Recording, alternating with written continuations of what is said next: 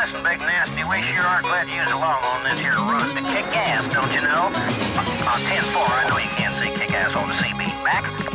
Well, that big black Mac stopped dead in her tracks when the trailer blew high in the air. There was pieces of truck and some pieces of duck and junk and debris everywhere.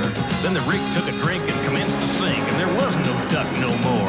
But that evil smile from dirty old Al shone south from the North Texas shore. Must be our mighty convoy, rocking through the night. Yeah, we got a mighty convoy, makes you beautiful sight.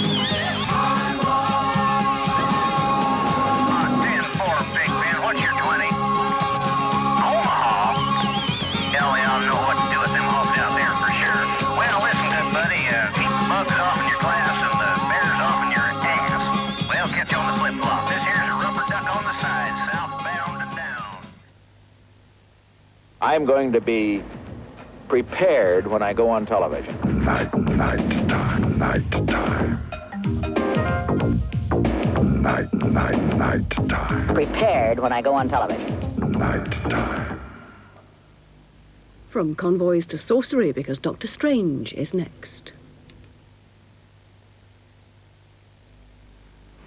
I just didn't think when you go on holiday you could end up in jail.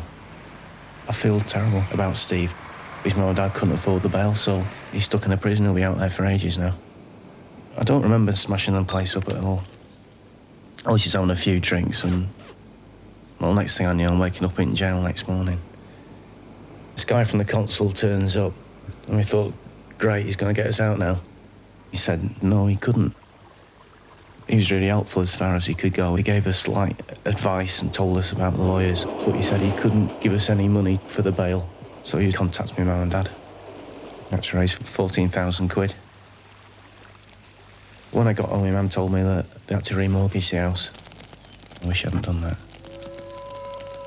My mum's having to start work again, and I can't help. I got no money. I can't carry on like this. I haven't even got my best mate. If you get in trouble with the law abroad, you pay the price. When you're driving on motorways, you'll often see these signals. In normal conditions, they won't be lit, but in fog, or if there's any form of danger ahead, then the amber lights will flash and the signal will tell you the maximum speed to go.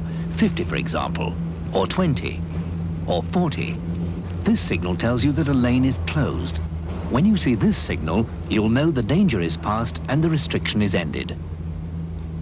On urban motorways, there's a signal mounted over each lane. Again, if it's foggy or if there's danger ahead, the signals will show the maximum speed at which it is safe to go in your lane. An arrow like this tells you to move to the lane to your left, or the lane to your right.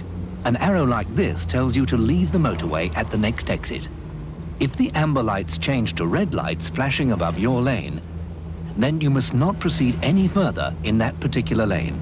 So, even if you can't see the danger, please do as these signals say. They're for your safety.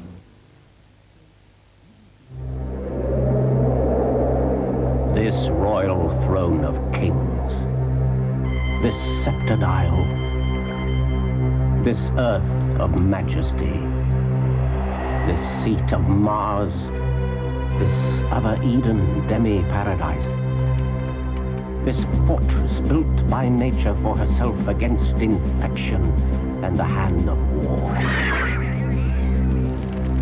this happy breed of men, this little world, this precious stone set in a silver sea, which serves it in the office of a wall, or as a moat defensive to a house against the envy of less happier lands. This blessed plot, this earth, this realm, this England.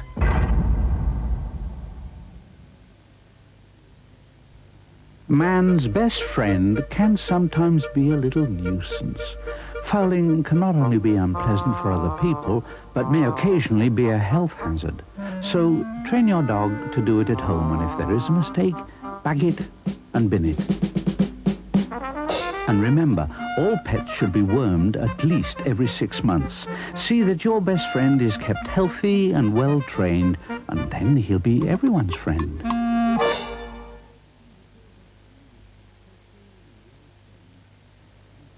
It's news time now, night time, so we'll go to ITN for the headlines.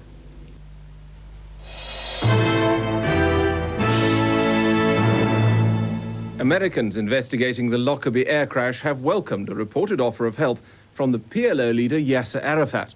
Mr. Arafat described the Pan Am bombing as an inhuman criminal action. The director of the FBI said any information about those behind the attack was invaluable. Any way we can gain information that will help us solve the bombing of 103, of course, will be extremely important to us. Beyond that, the gathering of information from Mr. Arafat, if he will give it, about terrorist activities would be extremely important and very helpful. Mrs. Thatcher yesterday warned America against a Libyan-style revenge attack on the suspected bombers or their backers. She said an eye for an eye wasn't valid. In America, 1,500 people in St. George, Utah were evacuated from their homes when a reservoir dam burst. 150 houses disappeared when a 12-foot-high wall of water poured into the town's streets. The region's been declared a disaster area. Residents at first thought an evacuation warning siren was all part of the town's New Year celebrations. Here, Thames Valley police are looking for two bogus policemen who beat up a motorist after demanding an on-the-spot fine for drunk driving. They were in a Volvo car with blue flashing lights and police markings. When the driver they stopped asked for their warrant cards, he was hit in the face. Police say they're concerned a series of similar incidents in the south of England is undermining public confidence. Soccer. Liverpool's title hopes were dented at Old Trafford as Manchester United beat them 3-1. All the goals came in the last 20 minutes of the match. But inevitably, Liverpool broke away. Beardsley finding Barnes, his shot taking a deflection, and the champions were 1-up.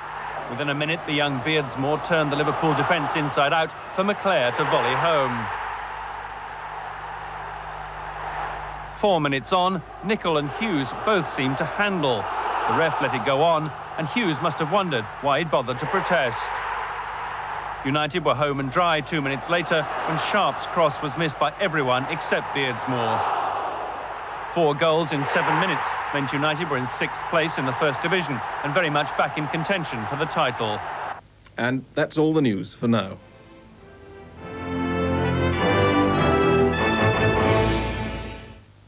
I'm going to be prepared when I go on television. Night time. Night time.